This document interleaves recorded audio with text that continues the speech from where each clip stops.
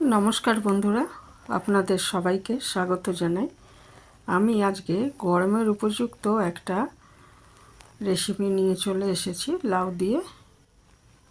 तो एर जोन्नो आमी अर्धेकटा लाउ नियेछि, सेटाके खोसा छाड़िए धुए डुमो डुमो करे आगे केटे नियेछि।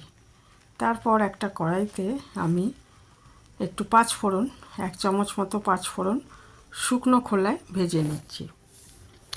शुकनो कलाय এটা भाजा गन्ध छेड़े गेलेই नामिয়ে নিতে হবে।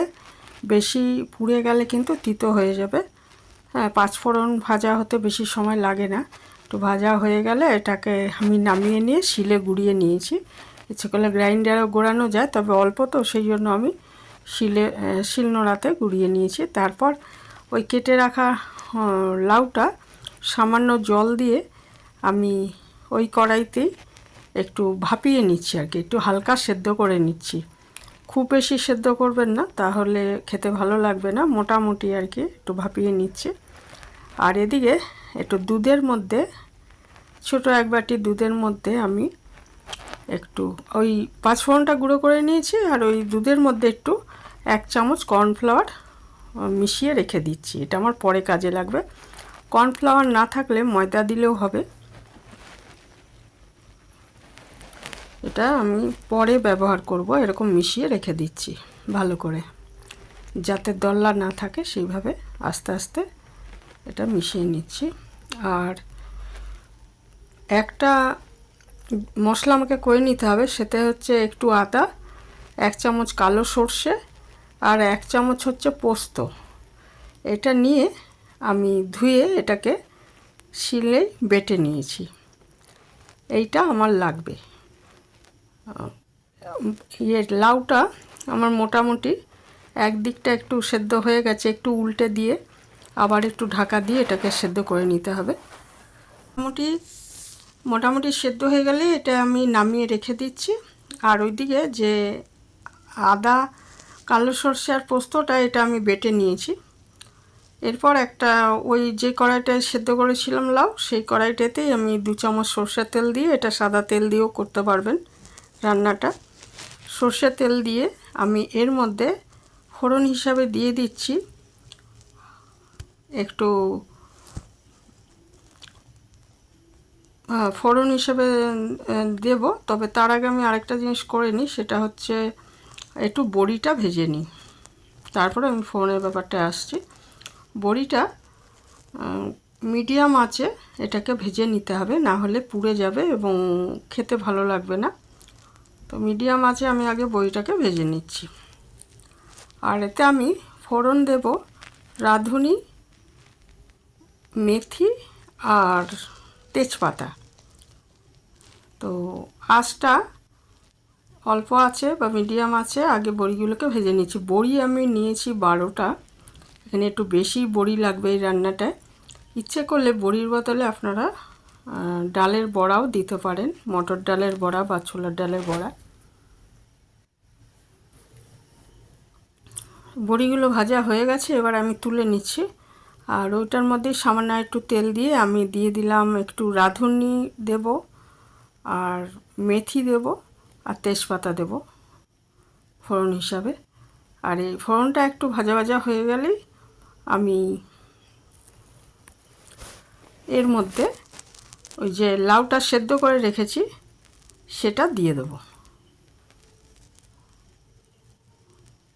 মেথিটা কিন্তু কমই দিতে হবে। মেথিটা ছোটো চামচের হাফ চামচ দিয়েছি, রাঁধুনিটার তার ডবল দিয়েছি। মেথি বেশি দিলে তিতো বেশি হয়ে যাবে।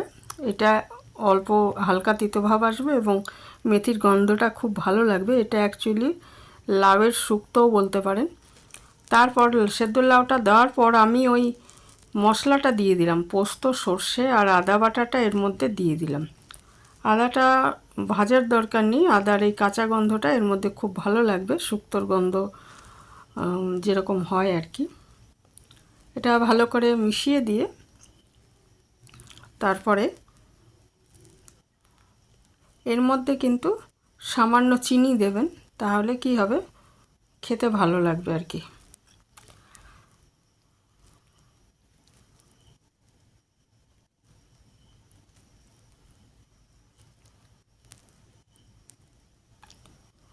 আর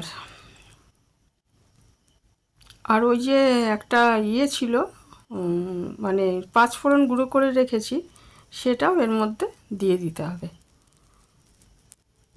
আর এর মধ্যে আমি দিয়ে দিচ্ছি ওই যে আমি দুধটা কর্নফ্লাওয়ার গুলে রেখেছিলাম দুধে, সেইটা আমি মিশ্রণটা দিয়ে দিলাম এর মধ্যে।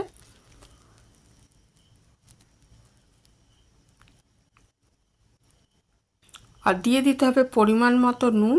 আর চিনির কথা তো একটু বললামই আগে। তারপরে এর মধ্যে দিয়ে দিন বড়ি ভাজাগুলো। বড়ি ভাজাগুলো একটু সেদ্ধ হতে হবে, লাউ মোটামুটি সেদ্ধই আছে।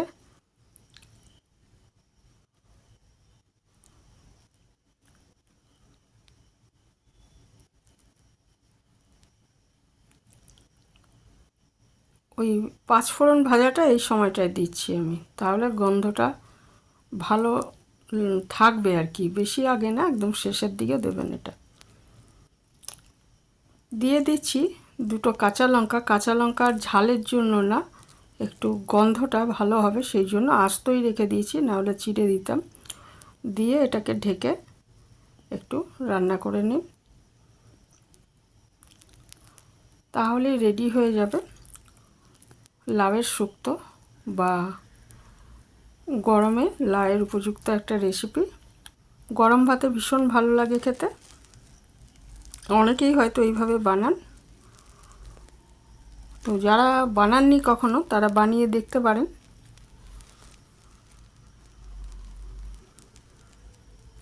আর লাস্টে একটা জিনিস মেশাবেন, সেটা হচ্ছে ছোট 1 চামচ ঘি আমি এর মধ্যে মিশিয়ে এটাকে নেড়ে দিলাম, তাহলে খুব সুন্দর একটা গন্ধ হবে, খেতে ভালো লাগবে।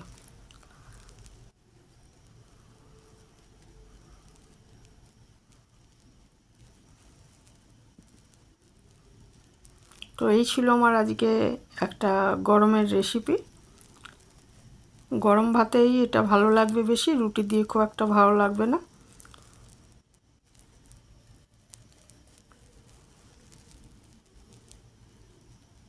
এখানেই শেষ করলাম, ভালো থাকবেন সবাই।